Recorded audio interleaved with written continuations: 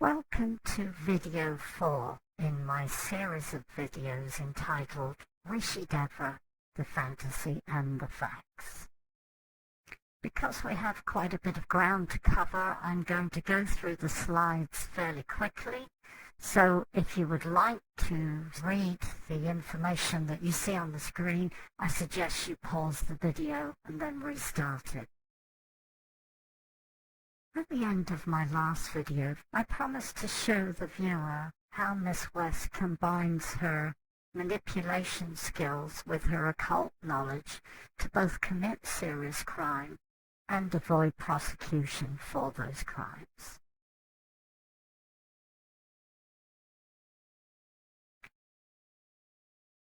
Since antiquity, earth magic has been a very important part of people's lives. And if you live on parts of the planet that are not industrialized but are still very much third world, earth magic is still an important part of people's lives. Of course, for us in the West, knowledge of earth magic was educated out of us after the Industrial Revolution, and now we regard this whole subject as a lot of nonsense. There is a huge amount of evidence to show that both the music industry and the magical industry are working with demonic entities to either boost their careers or, in the case of magicians, help them perform tricks which would otherwise be impossible. I now want to direct your attention to a series of YouTube videos entitled Demon Magicians. Because of copyright laws, I am unable to include clips of these videos in my own video, so what I'm going to do is show you a series of slides with a still photo of the magician. And beneath that photo will be a link, a URL, so that you can pause this video and go watch the YouTube videos and then return to my video after you have reviewed enough evidence to show you that these feats could not be performed by normal human beings without the help of demonic entities.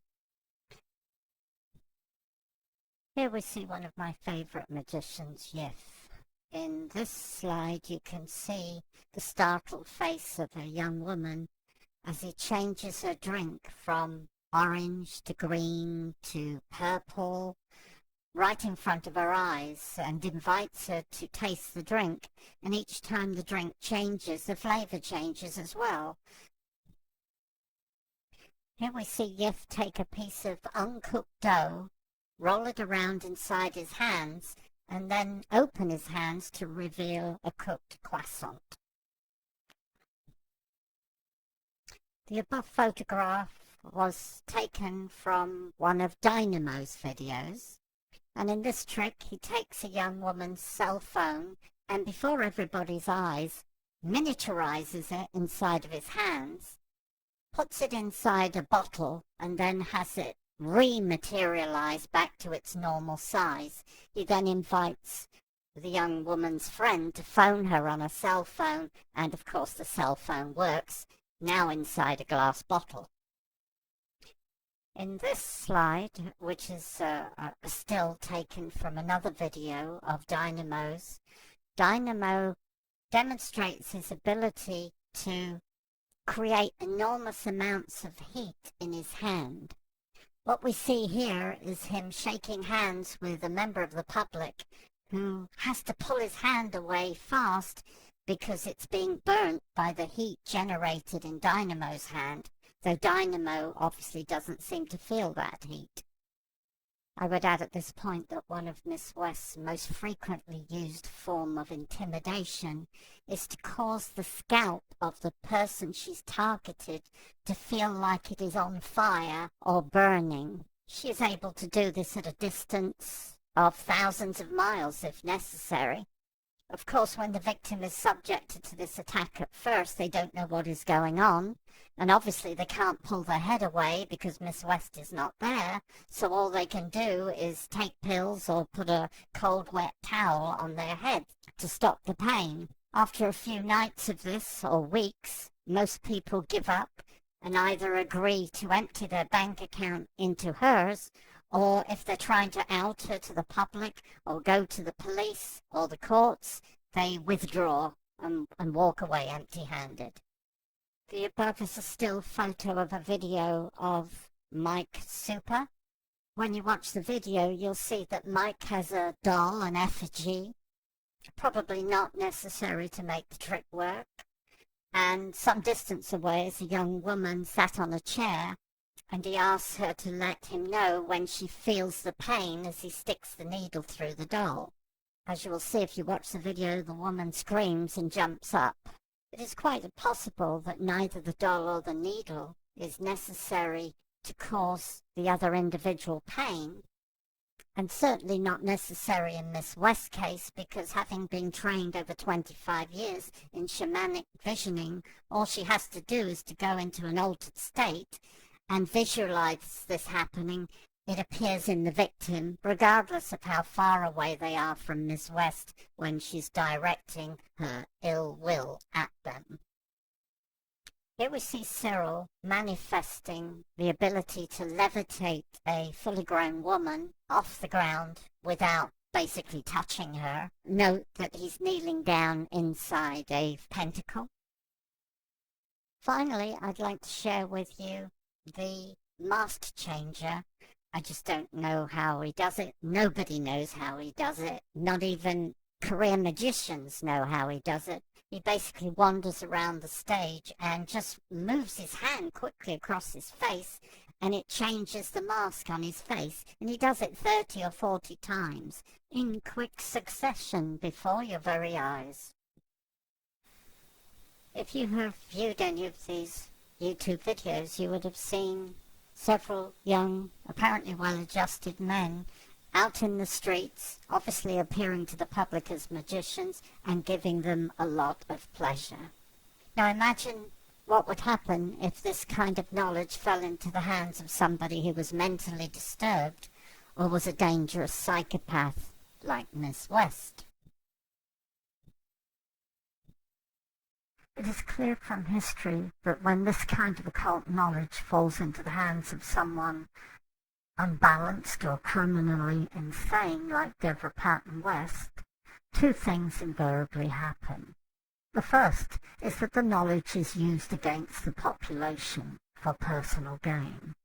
And secondly, the person possessing the knowledge elevates themselves to the status of a minor deity, believing that their occult powers take them beyond the reach of the law.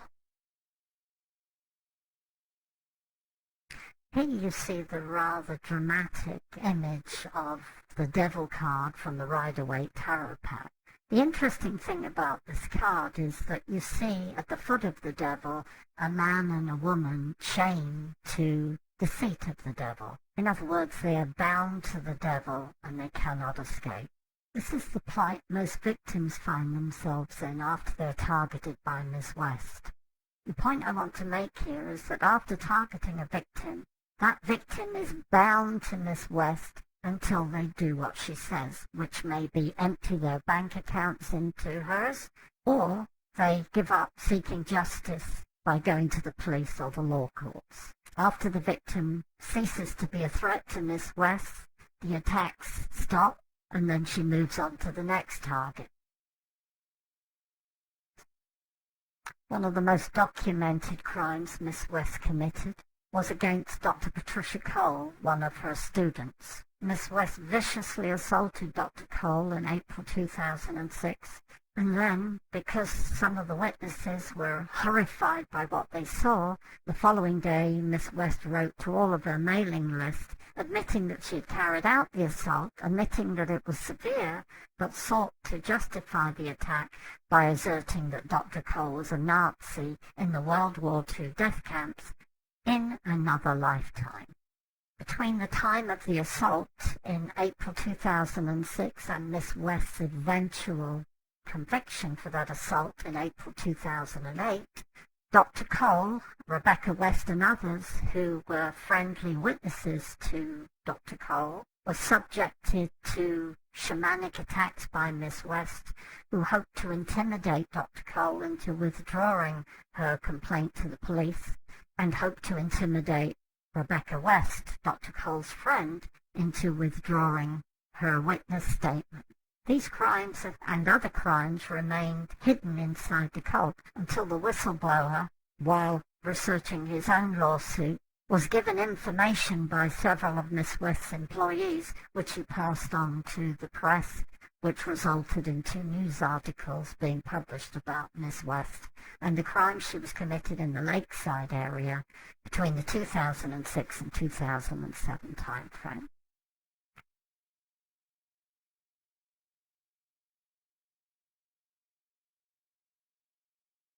As mentioned earlier, the whistleblower also became the victim of a campaign of psychic attacks by Miss West after it became clear in 2006 that his lawsuit was going ahead and that it was likely to be successful. There's been at least one suspicious death around Miss West, and probably many more.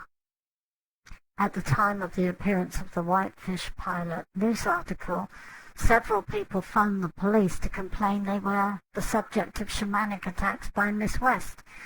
The police explained that while they took the call seriously, there was nothing they could do because the weapon Miss West was using was not covered by legal statute. This means that in effect Miss West has a license to commit any crime she wants without fear of prosecution. Of course, Miss West's reign of terror would come to an abrupt end if it was not for the support of the senior members of her cult.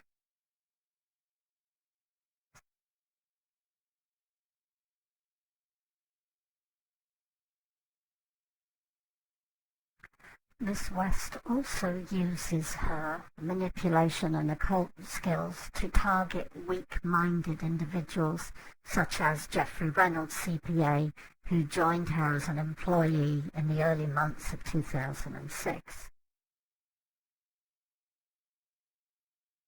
In this slide we have Reynolds speaking on behalf of Miss West, of course, trying to convince the public that the $1.3 million that Miss West extorted from Dr. Cole was owed to Miss West. Of course, this was all a pack of lies. Miss West and the cult's stock in trade.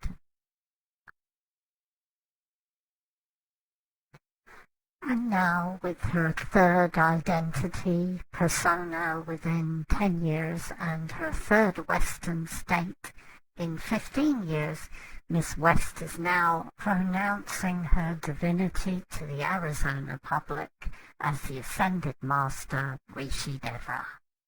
Miss West is extremely dangerous and has left a trail of wrecked lives behind her.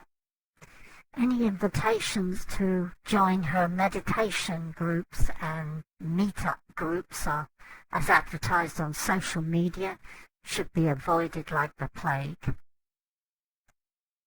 There is much more to come in my next video. Thank you for watching.